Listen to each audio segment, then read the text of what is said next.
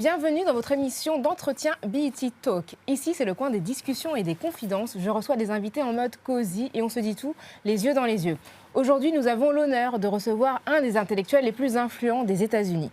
Journaliste apprécié pour son sens de la narration, il est devenu l'un des plus grands écrivains de sa génération. Son best-seller, Between the World and Me, a été auréolé des prix les plus prestigieux. Il est devenu, pour Marvel, le scénariste des comics Black Panther. Tony Morrison et Barak Obama l'adorent. Il s'agit de Ta Nehisi Coates. Bonjour Ta Nehisi. Bonjour. Merci d'être avec nous. Thanks for having me. It's a pleasure. It's a great honor to have you. No, the honor is all mine. Thank you, thank you. So, pour commencer, je propose à nos téléspectateurs et à nos téléspectatrices de découvrir ta trajectoire exceptionnelle en 5 dates qui ont marqué ta vie. So, we're going to explore your life and I have picked 5 dates which will help us understanding who you are. Okay. Ta Nehisi Coates, on va faire le parcours de votre vie en 5 dates. La première date, the first date is 1975, so you were born in Baltimore. Could you tell us, for the French audience, how was Baltimore at that time, and what kind of city is it? Now everybody knows how old I am. It's on Wikipedia. So yes, I was born in 1975. And I think the importance about that date is it's roughly about 7 years after the death of Martin Luther King and the end of the Civil Rights Movement. So I grew up in the shadow of the remains of the Civil Rights Movement. It was a time of great confusion and just not understanding. Black people in America had, for virtually all of our history, either lived under slavery or under the system of Jim Crow and discrimination. And at least in terms of the legal architecture, all of that had fallen away, but there was still just so much trouble. There was like just a lot of violence, a lot of guns. I was very fortunate. Baltimore was a city in that period, like a lot of major cities, where in France, the blacks and the Arabs, they all live outside the city, in the suburbs, in the banlieue. In America, it was, at least at that point, the exact opposite. You were in what they called the inner city. So you're actually at the center of the city. So, most of us grew up in the inner city. Just like, here most folks grow up out in the banlieue. And it was a dangerous place, you know what I mean? It was a place where you were constantly worried about your physical safety. America is different because there's so many guns. So, you had, people who would get shot. That would happen a lot. So it was rough. It was not too rough for me because I had a mother and a father in a very stable household at home. But the neighborhoods themselves were rough. They were rough places. Thank you. The second date is 1993, I think. You went to Harvard University. I did, yes. So it's a historically black university. Can you, we don't have the same kind of institution in France. Can you tell us what it means? Is it like only for black students? Howard was different, I think, than a lot of other black schools. It was very diasporic. Okay, so you have like black people from all around the world? All around the world, all around. In fact, when we did the event the other night, I met two black folks who lived here in France who had gone to Howard, actually. Oh. So, I mean, it has a much more international component. But no, white people are not barred from going to Howard. Anybody can come to Howard. In fact, in the late 19th century, when white women could not get their medical degrees at other places, they often came to Howard. That's interesting. Yes, because Howard was more open. So it's a great place. Oh, nice, nice. So we'll all come to homecoming. Yes, please. Year. I'm dead serious, please. Okay. In 2008, you started to work with, you were hired by The Atlantic, and you worked there for 10 years. So your essays for The Atlantic made you famous. You wrote widely about hip-hop, white supremacy, and systemic racism. Why did you feel that you really had the need to write about those topics? Did you feel that they were not covered in other media? I did. I felt like they weren't covered in depth. But I think more importantly, I have been thinking about this all of my life. I mean, going back to your first date, 1975, I mean, I had always been thinking about, mass incarceration, for instance. This was something that had always been on my mind because I grew up in the kind of neighborhood and the kind of place where those were the forces that had effects on people's lives, in America among black people, you'd be hard pressed to find a black person who doesn't have a friend or a relative who's been in jail. Yeah. You know, it's that present in our lives. And so The Atlantic was the opportunity to write in like a deep and a profound way about these issues that I had honestly been thinking about my entire life. Donc voilà, votre deuxième livre, Une colère noire, a été publié en 2015. Ça a été un très grand succès. Le New York Times dit qu'il était aussi essentiel que l'air ou l'eau. Vous avez gagné le National Book Award et vous avez été aussi finaliste, enfin tu as été, on peut se tutoyer, pour le prix Pulitzer. Tony Morrison considère que tu es le nouveau James Baldwin et tu as même apparu dans la liste de lecture de Barak Obama de l'été dernier. So the book is a letter to your son, and you tell him about the danger that black bodies face every day in the US. Ton livre est adressé à ton fils et tu lui expliques les dangers auxquels les corps noirs font face de manière quotidienne aux États-Unis. Qu'est-ce qui vous a inspiré pour ce livre? I guess. So I had a friend who was killed in 2000. His name was Prince Jones, and he was murdered by the police. And this was before the era of Black Lives Matter. There was no like phone recording of it or anything like that. You know, he was just killed, and it was in a horrible way. And my son was actually born that year, and so it was, you know, this weird thing where these two events happened at the same time. You know, you have your friend who's killed, and who's a black male, and then you have another black male that you've brought into the world, and I thought about Prince every day. I think about Prince every day of my life. You know, I thought about him that whole time. And I wanted to, I guess, above all, create something that took the measure of what his death actually meant. You know, Prince was not like a criminal or something. I mean, he was a college student. Yeah, you know what I mean? When I was killed. Medicine. Yes. His mom was a doctor. It was just a bad situation. And I had thought about that, for 15 years. At the same time, this was the point, towards the end of Barak Obama's 8 years. And I don't know. I mean, this sounds like arrogant, but I felt like there should be some sort of work to mark this period of what it meant. Not Obama specifically, but what the era, like how we felt in that era. And I tried to do it. Having a black president and still people being killed by the police, black people being killed by the police. Yes, and why is that so? Why is that happening? And so, I wrote Between the World and Me. You spent a year in France with your family. You said that you wanted your son to experience a life without being stuck in American racism. Right. How was your year there with your family? I mean, it was good. It was good. It was like So I'll say two things about that. I mean, and we talked about this the other night, but as a Black American in France, the way the society perceives you is very different. It's probably the first place I've ever been where they perceive you as an American first. Yes. And black second, and that's largely because they already have their blacks. You know what I mean? They have much to deal with. yes. Who they treat accordingly. Francis has this love affair with hip hop, jazz, and all of these, Black American things. So I did want him to live outside of that, but at the same time, I've always wanted him to have a diasporic consciousness, you know what I mean, about the world. Connecting with other people. Yes. So even though we're here, be clear on what here is, And then the other part of it was I really wanted him to master another language. Did he succeed? Yeah. Like, très content. It's great. He's great. He's very good. He's very, very good. Nice.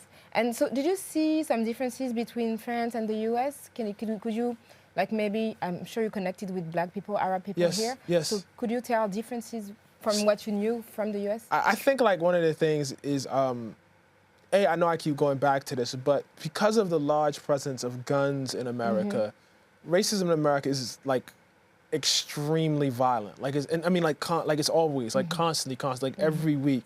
I mean, we just had a guy about a month ago where a cop was going home and she thought it was her apartment and she went to the wrong apartment and she killed this dude. She killed him in his apartment.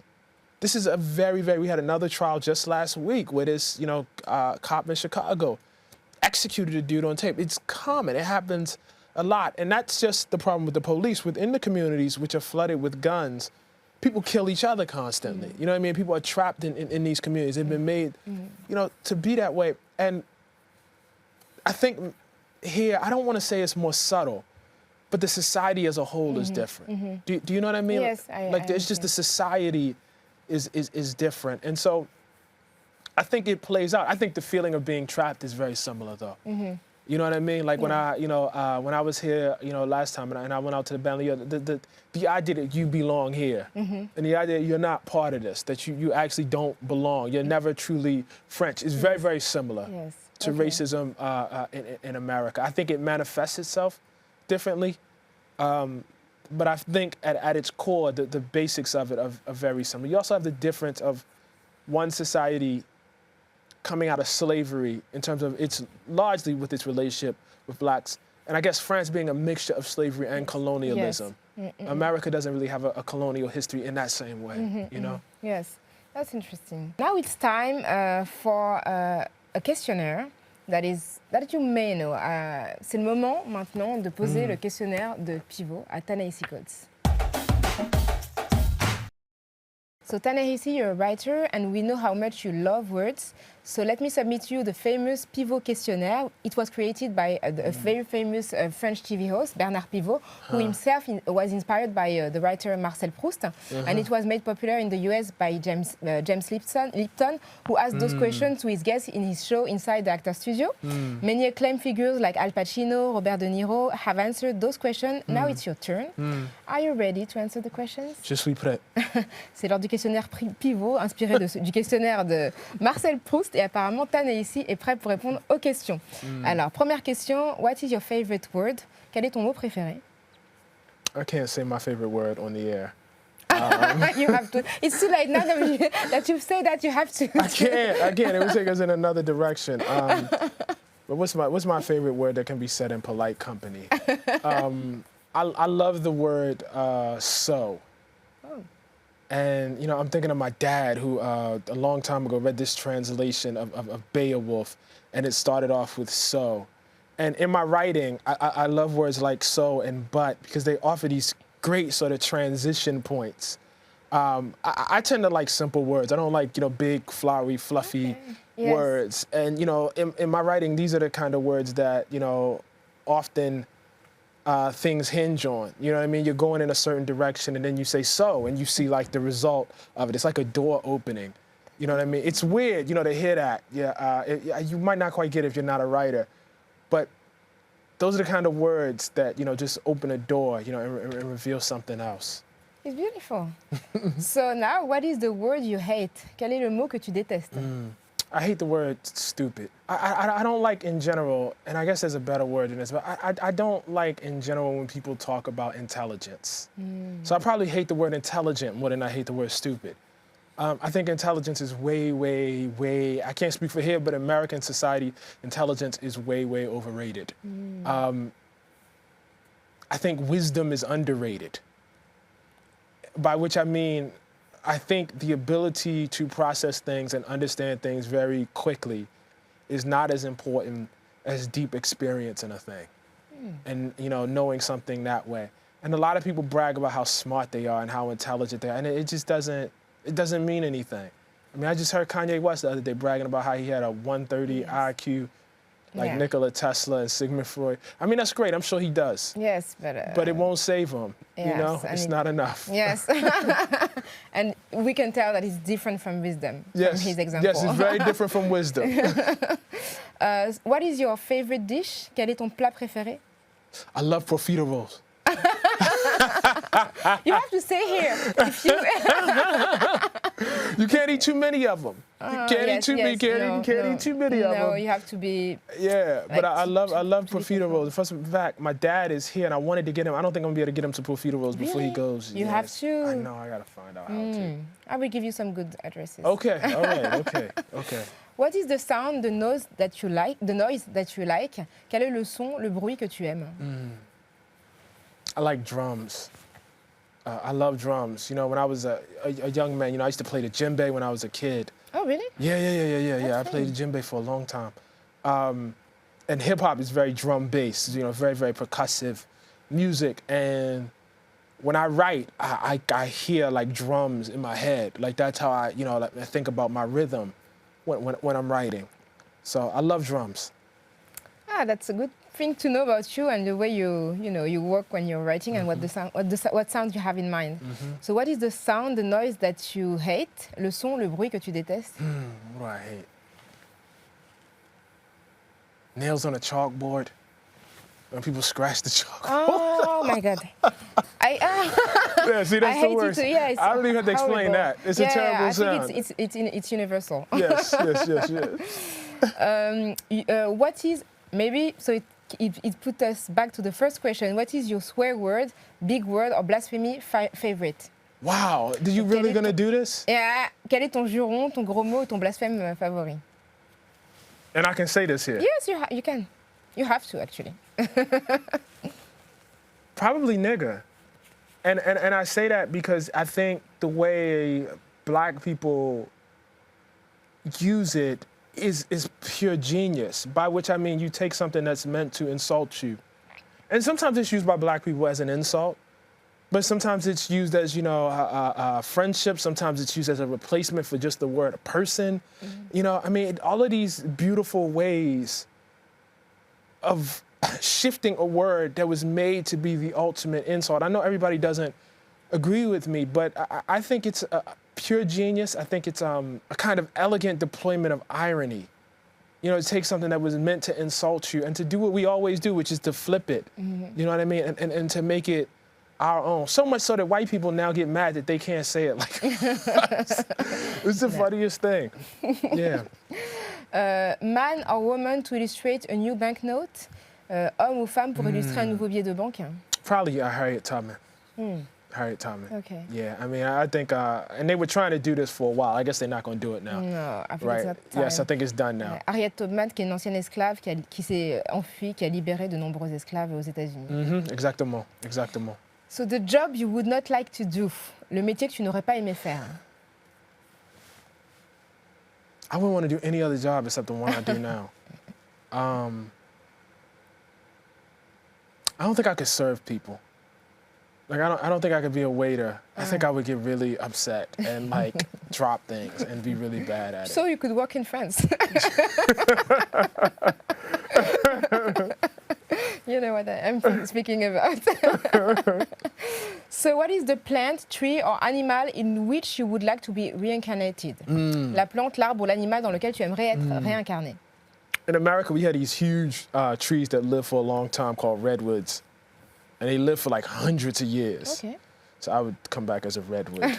Nice. So, if God exists, what would you like after your death to hear him or her tell you?